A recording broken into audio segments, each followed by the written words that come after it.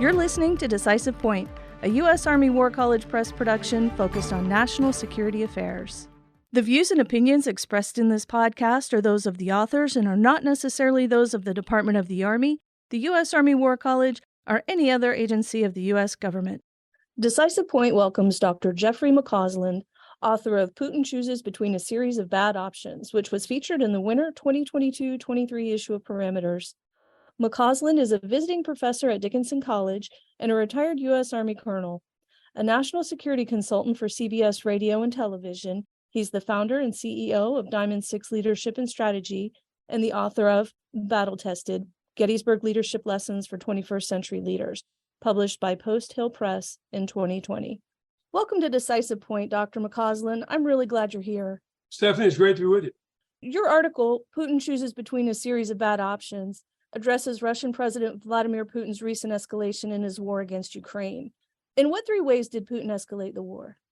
We have to consider, Stephanie, that escalation occurs vertically as well as horizontally, and he's actually done or threatened to do both. Vertically, it's the use of more and more sophisticated military equipment as the war progressed. He used thermobaric weapons. He attacked civilian population as his situation on the battlefield deteriorated. He's threatened to use nuclear weapons, and he's mobilized additional military forces as well as the economy. But then there's also a horizontal escalation, moving, if you will, in that direction. And here we see the Russians using hybrid warfare and therefore using the food weapon, shutting off the export of grain to around the world. I'm firmly convinced the Russians were behind the attack on the Nord Stream pipeline in an effort to intimidate Europeans about the possible use of energy and the use of overall energy as a weapon, as he has done that to manipulate particularly Western European public opinion. Potential threats to nuclear power plants like around Zaporizhia, which he can kind of press or not as he sees fit. And if he were to cause a major disaster there, he could have similar effects to a nuclear weapon with perhaps not exactly as much international backlash. He could try to blame it on the Ukrainians. And recently he's made threats to go after US and European satellites. So he's escalated both vertically with more weaponry as well as horizontally. So given all this, what are his options now? Well, his options are to again, further press us horizontally or as well as vertically. The recent suspension of the food export was an example of that. Now seems to be back online. There is some suggestion he may try to expand the war to Belarus, move Russian military forces into Belarus, and use that as a geographic location to attack Ukraine. Even threatening to do that has already forced the Ukrainians to agree to move some military forces to the north to, in fact, prepare for that should that aggression, in fact, occur. He could strike NATO territory, particularly those points that are key to the importation of military hardware coming from the United States or our European allies in an effort to restrict that. Or he can do what I think is most likely right now, which is hunker down as winter progresses, hoping to stabilize the battlefield as the ground freezes, as snow arrives, and by depriving Europeans of a lot of energy, hope that the European population in the West will become more and more disenchanted with the war, causing social unrest, and they'll force their leadership to put pressure on the Ukrainians. Furthermore, of course, his ongoing campaign to strike Ukrainian energy infrastructure may have a similar effect in Ukraine, forcing more refugees as people in the eastern part of the country in particular are now faced with a long winter with the possibility of no energy. In your opinion, what's the probability of Putin using nuclear weapons? I think the probability is low, but it certainly isn't zero. And we need to keep that in mind and be clear-eyed about it. It's sort of ironic that we're experiencing what I would argue is the greatest nuclear confrontation we've had since the Cuban Missile Crisis, which was almost exactly 60 years ago this past October. He could use a strategic nuclear weapon. He has a large arsenal. There's no two ways about that. But obviously that would have, I don't think, necessarily a military effect. It would make him a global pariah, make him, in essence, North Korea. Even the Chinese would not support that. He could use a tactical nuclear weapon, a smaller nuclear weapon on the battlefield. And there are reports out even today that the Russian military has considered that. But again, I find that doubtful he would do that. Russian military doctrine has always talked about using such weapons for two reasons. Reason number one, in an effort to break through a stalemate on the battlefield and then exploit those opportunities with large-scale mechanized advances. He doesn't have the mechanized forces left to do that. And number two, if in fact the very existence of the Russian Federation was at risk. That's certainly not the case right now, though he could say the territories he annexed, which are Russia, are in fact being invaded by the Ukrainians now, which is sort of an odd turn of events. But I think he would again lose a lot of international support, would not have the battlefield effect. And he also has to understand, of course, that nuclear weapons, once used, raises the possibility of escalation with the United States, which he doesn't want either.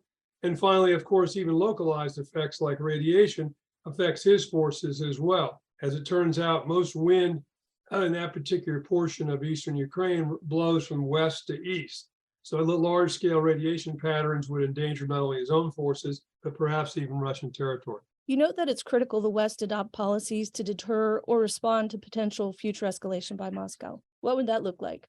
Well, what it looks like is unity of effort, of course, is key. And Mr. Putin made the assumption at the very onset of this war that two things would happen. One, the war would be over quickly, the Ukrainians would collapse. That didn't happen. Second of all, the West, NATO, the United States would not get their act together. There would be complaints, but we would basically accept this like we did in 2014. That has been untrue. And NATO is a lot more powerful today than I would argue it was back in February. As somebody pointed out, in a matter of a couple of weeks, Mr. Putin managed to undermine about 2 centuries of Swedish neutrality and about 4 decades of German pacifism in one fell swoop. So that unity of effort in the West is key. Now, Putin has got to be comforted by social unrest he sees in France, a new government in the United Kingdom, a new government in Italy, perceived disquiet even in Germany on the nature of this war going for a long period of time. And even recent comments here in the United States by senior Republicans about we can't give Ukraine a blank check, and progressive Democrats sending a letter to Mr. Biden urging negotiation, which they subsequently, by the way, withdrew. I think the second thing we got to do is we got to continue to emphasize that Putin is committing war crimes. The attack on civilians, the attack on civilian infrastructures are, by any definition, war crimes. We cannot allow him, in essence, to use the same tactics the Russians and the Syrians did against Syrian civilians in the Ukraine. We've got to continue not only provide military assistance, which will change and has evolved from Stingers and Javelins to longer range artillery to HIMARS, but now more sophisticated air defense as this relentless attack by the Russians continues. But we also have to provide humanitarian assistance and economic assistance to the Ukrainians. And I fear this winter may see a second refugee crisis. And last but not least, as I say, we need to continue to tailor our military assistance and coordinate it with our European allies to make sure we have maximum effect. And consider, I think, doing things much more bold. For example, I think we need to consider, if not direct military assistance in Ukraine, at least contractor support in Ukraine to train Ukrainian forces on their territory and repair equipment on their territory that can more quickly then be returned to the battlefield. Unfortunately, we're running out of time here. Give us your final thoughts, though, please, before we go. My final thoughts would be these. First of all, Putin's lost. By any measure, he's lost. I mean, consider the effect on the economy.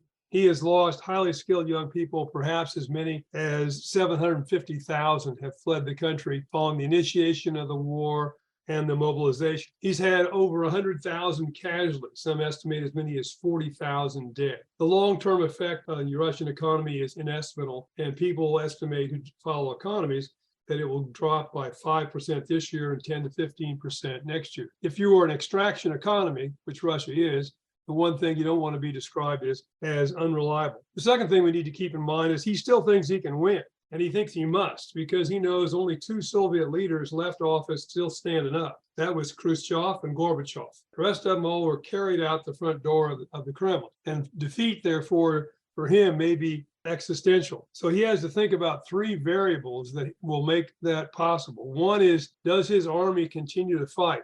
That, I think, may be increasingly problematical. Second of all, will the Russian people put up with this as the economy constricts? And thirdly, what does the economy actually do in Russia, and how precipitous does that in fact happen? Finally, I think we need to keep in mind that this is not a war between Ukraine and Russia per se. The stakes here are far, far larger. I think we all agree that democracy around the world is threatened. Therefore, it's more than just a war between Ukraine and Russia, and we cannot afford to lose this. To do so would encourage every despot from Iran to North Korea to China seeking to take over Taiwan, etc., that the international norms established at the end of World War II, whereby territory was not seized by military aggression, are no longer in place, and they can do willy-nilly what they think is necessary and the opportunities they think now present themselves.